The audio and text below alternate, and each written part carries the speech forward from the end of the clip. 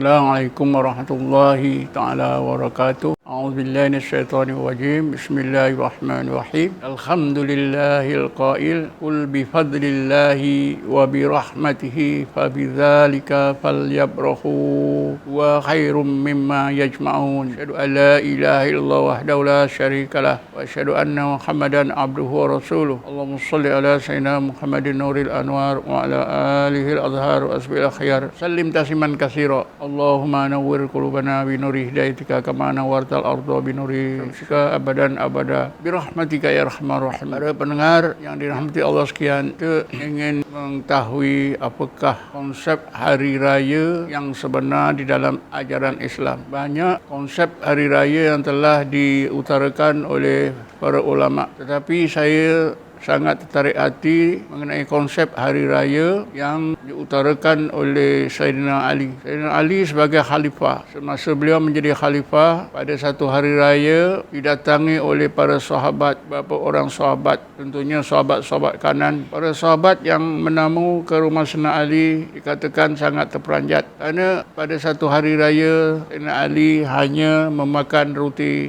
kering yang tidak bermutu, yang biasa dimakan oleh golongan miskin, dan dimakan dengan daging kering yang juga biasa dimakan oleh orang-orang miskin. Lalu para sahabat yang menamu bertanya, "Ya Amirul Mukminin, di hari raya pertama hidangan yang kau makan hanya ini saja?" Maka Sayyidina Ali menjawab, "Ya, inilah saja hidangan yang aku makan." "Kenapa begitu? Bukankah hari ini hari raya?" "Ya, walaupun hari ini hari raya, itulah saja yang aku makan." "Kamu mestilah faham, hari raya bukanlah hari ini saja. Hari raya itu ialah setiap masa bila seseorang mukmin berjaya melakukan perintah Allah, menjauhkan larangannya, itulah hari raya bagi seseorang mukmin. Setiap mereka berjaya melakukan perintah Allah, menjauhkan larangannya, itu masa itulah hari raya bagi mukmin tersebut. Oleh kerana itu, maka hari raya bukanlah hari ini saja. Setiap masa, pagi atau petang, malam atau siang, bila seseorang mukmin berjaya melakukan apa yang diperintah oleh Allah, menjauhkan apa yang dilarang, maka itulah hari raya bagi mereka." Apakah pandangan Imam Sayyidina Ali ini mempunyai alasan? Ada alasannya, iaitu ayat 58 surah Yunus yang telah saya bacakan dalam mukadimah ucapan tadi. Bismillahirrahmanirrahim. Qul bi fadlillahi wa bi rahmatihi fa bidzalika falyabrahu wa khairum mimma yajma'un. Ayat ini Allah perintahkan supaya kita bersukaria. Untuk memahami maksud ayat tersebut, maka perlulah saya ceritakan latar belakang sejarah turunnya ayat tersebut. Pada satu ketika bila Islam sudah tersebar luas, orang-orang Islam sudah mempunyai masa dan peluang untuk menumpukan kegiatan di bidang ekonomi, maka mereka bersungguh-sungguh untuk mencapai kejayaan di bidang ekonomi. Akhirnya mereka telah berjaya mencapai kemajuan yang hebat. Mereka yang berniaga dapat keuntungan yang besar, mereka yang bertani dapat hasil yang banyak. Kerana itu maka mereka berasa suka dan gembira kerana dapat harta yang banyak. Lalu turunlah ayat 58 surah Yunus ini yang memerintahkan Rasulullah supaya kegembiraan, kesukaan para sahabat yang telah berjaya mencapai kejayaan di bidang ekonomi itu mengubah sikap mereka terhadap kesukaan mereka. Mereka janganlah rasa suka dan gembira disebabkan mereka telah beroleh harta yang banyak, tapi Allah perintahkan mereka mestilah suka gembira kerana telah menerima berbagai kurniaan Allah, rahmat Allah. Sebab itulah Allah berfirman, "Ya Muhammad, engkau ajarkanlah umat supaya mereka itu berasa suka dan gembira kerana didorong oleh kesedaran bahawa mereka telah menerima berbagai kurniaan Allah dan rahmat Allah." Kalau mereka suka dan gembira didorong oleh perasaan tersebut, itu adalah lebih baik daripada mereka suka dan gembira kerana didorong semata-mata oleh harta dan kekayaan yang mereka perolehi. Jadi para sahabat yang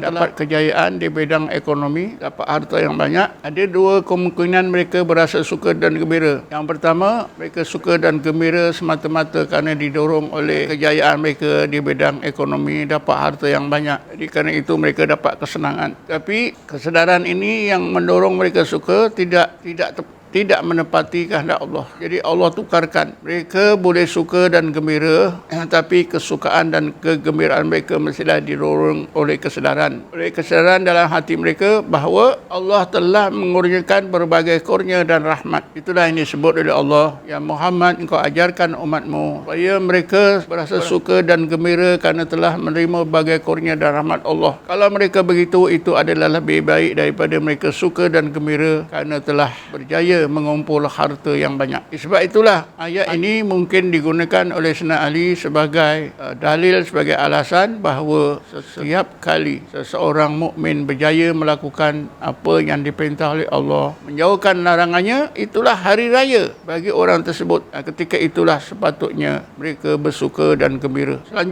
Selanjutnya kita juga mendapati dalam Quran, Allah tak suka orang yang gembira. Allah tak suka golongan orang yang bersuka ria gembira. Tapi mestilah kita fahami siapakah yang dilarang oleh Allah, tak disukai oleh Allah kalau mereka suka dan gembira. Di dalam Quran ada cerita tentang Karun, dan kita tahu Karun adalah satu individu yang tidak baik. Tak perlulah saya terangkan keburukan Karun kerana kita semua tahu Karun itu bagaimana keadaannya. Di dalam Quran disebutkan bahawa kaum Karun, masyarakat Karun telah menasihatkan Karun supaya jangan berasa suka gembira kerana Allah tak suka kepada golongan orang-orang yang suka dan gembira. Bismillahirrahmanirrahim. Wa qala lahu qaumuhu la tafrah innallaha la yuhibbul farihin. Maka kaum Qarun bercakap kepada Qarun, ya Qarun, engkau jangan suka, jangan gembira, kerana sesungguhnya Allah tidak suka kepada orang-orang yang suka dan gembira. Tentunya larangan Allah yang tersebut, kebencian Allah pada orang-orang yang suka gembira ialah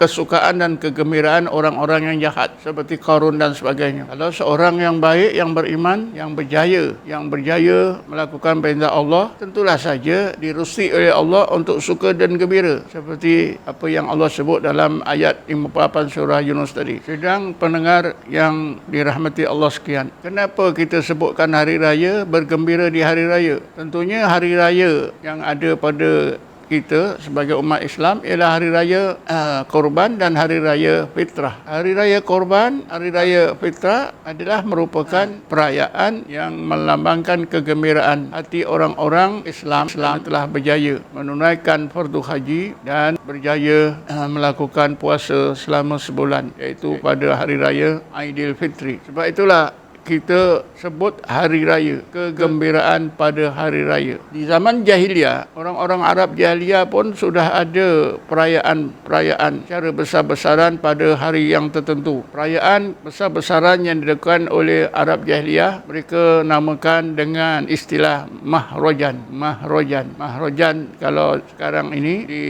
diberi bermaksud Mahrajan pada sekarang ini, Mahrajan boleh katakan satu pameran atau sesuatu kesukaan yang ramai yang dilakukan oleh masyarakat yang ramai, seperti pertunjukan, keramaian dan sebagainya. Jadi di zaman Arab jahiliah memang mereka mempunyai dua mahrajan. Lalu apabila mereka masuk Islam, jadi di zaman Islam Allah Subhanahu Wa Taala tukarkan mahrajan dengan dua hari raya, iaitu hari raya Fitrah dan hari raya Haji. Dan ini pernah disebut oleh Rasulullah SAW bahawa orang-orang Islam telah diberi dua perayaan yang menggantikan mahrajan, iaitu perayaan kerana hari raya Fitrah dan hari raya Haji. Kerana itu kesukaan pada hari raya Haji dan hari raya Fitrah itu memang direstui oleh Rasulullah SAW, dan banyak riwayat-riwayat bagaimana umat Islam di zaman awal menyambut hari raya Fitrah dan hari raya Haji dengan rasa suka dan gembira yang tak perlu saya terangkan. Jadi bagaimanapun konsep hari raya yang telah menurut Sayyidina Ali adalah yang paling tepat. Saya ulangi lagi sekali, konsep hari raya yang dikonsepkan oleh Sayyidina Ali adalah yang paling tepat, iaitu hari raya ialah setiap masa, setiap saat, pagi atau petang, siang atau malam, bila seseorang mukmin berjaya melakukan perintah Allah, menjauhkan larangannya, itulah hari raya bagi mereka. Kerana bila mereka berjaya berjaya melakukan perintah Allah, menjauhkan larangannya, mereka akan rasa suka kerana mereka sedar telah dikurniakan oleh Allah berbagai kurnia dan berbagai rahmat zahir dan batin untuk dunia dan akhirat mereka. Jadi melahirkan rasa suka dan gembira kerana menerima rahmat dan nikmat daripada Allah itu memang diperintah oleh Allah. Qul bi fadlillahi wa bi rahmatihi fa bidzalika falyafrahu. Hendaklah mereka itu berasa suka dan gembira kerana telah menerima berbagai kurnia dan rahmat daripada Allah Subhanahu Wa Taala. Tetapi janganlah kesukaan kegembiraan kita ini didorong oleh perkara-perkara lahiriah, perkara-perkara yang zahir. Kerana seperti kita berpakaian baru, makan sedap-sedap dan sebagainya. Hendaklah kesedaran suka dan gembira itu didorong oleh kesedaran hati. Betapa Allah telah mengurniakan berbagai kurnia dan rahmat yang terbaik dan kekal hingga hari akhirat. Itulah yang disebut fadlullah wa rahmatuhu, kurniaan Allah dan rahmat Allah yang kekal sampai ke hari akhirat. Jadi begitulah pada hari raya ini, taklah kita cuba sedaya upaya berasa suka dan gembira kerana kita telah berjaya berpuasa selama sebulan, telah berjaya menunaikan berbagai perintah Allah dalam berbagai bentuk ibadat. Jadi semua ibadat yang kita lakukan itu adalah kurniaan Allah dan rahmat Allah yang membawa keberkatan yang kekal sampai hari akhirat. Wallahu alam. Assalamualaikum warahmatullahi taala wabarakatuh. Assalatu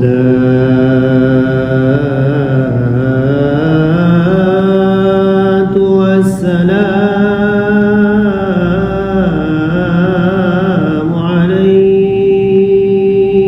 alaika ya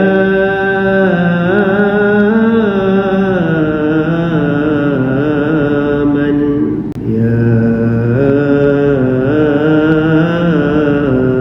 idza sajada yatajalla Allah